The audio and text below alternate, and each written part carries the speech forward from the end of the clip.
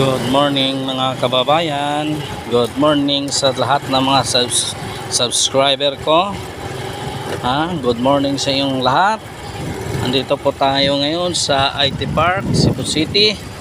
So by the way mga kababayan, magko-comment po tayo dito ngayon sa Maisog Rally sa Pampanga.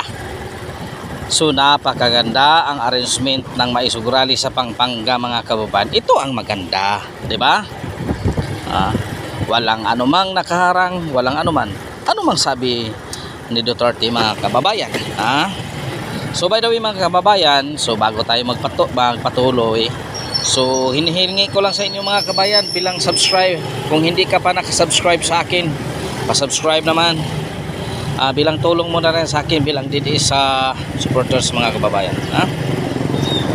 So kung nakasubscribe ka na, so salamat sa sa pag-view sa aking channel, and then like and share na lang ang aking video mga kababayan. Yun lang ang hiling ko sa inyo mga kababayan, para naman ang lahat nating mga kababayan makakita nito sa ating mga tatalakay.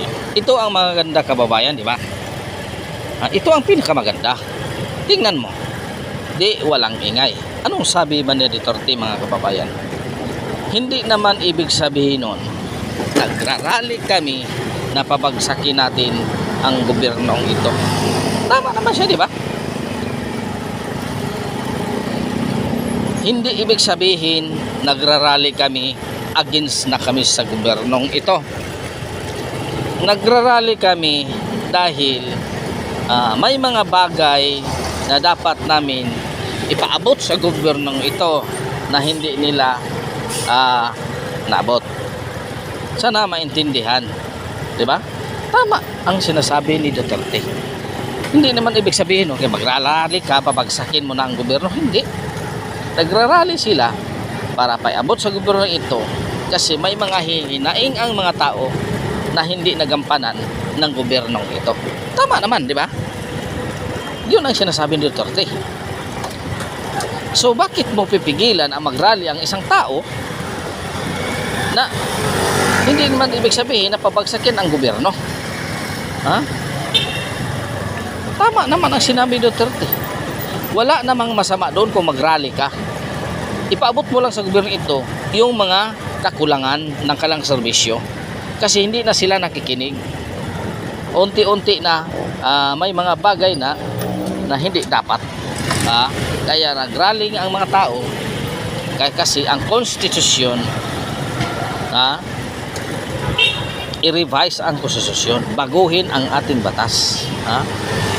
Gusto nilang baguhin. So kung may pagbabago, so mayroong pagbabago din sa mga politiko, di ba? Yun ang ayaw Duterte, yung wala ng yung mga term nila ay halos 20 taon, hindi na maganda, di ba? Kasi kung babaguhin nyo noon pa sana, sabi ni Duterte, bakit sa noon sa panahon ni Duterte hindi nyo ginawa ang konstitusyon? Kasi tinitingnan niya ang mga batas kung ito ba ay favorable sa isang politiko o hindi, di ba?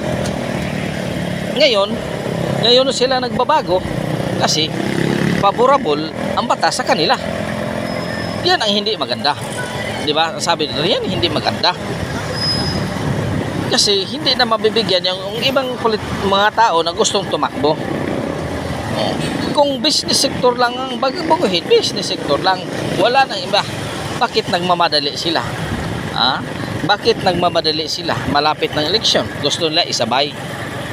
So yon ang hindi gusto ni Duterte. Bakit madaliin ang batas na dapat sana bigyan ito ng pansin na himay-himayin ang bawat batas?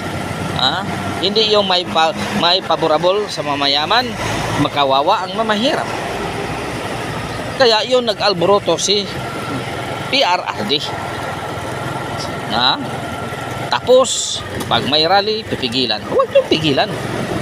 Manood kayo kung ano ang pinagsasabi ng mga guest speaker, kung saan bagay na mga bagay na kamalian ninyo, doon kayo ituwid. Ituwid ninyo mga bagay na hindi naintindihan ng tao, ipaintindi ninyo. Ha? Kaya nga wala kayong spokesperson para walang masabi ang tao sa inyo.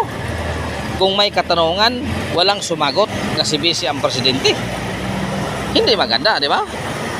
So by the way mga kababayan, hanggang dito na lang mga kababayan.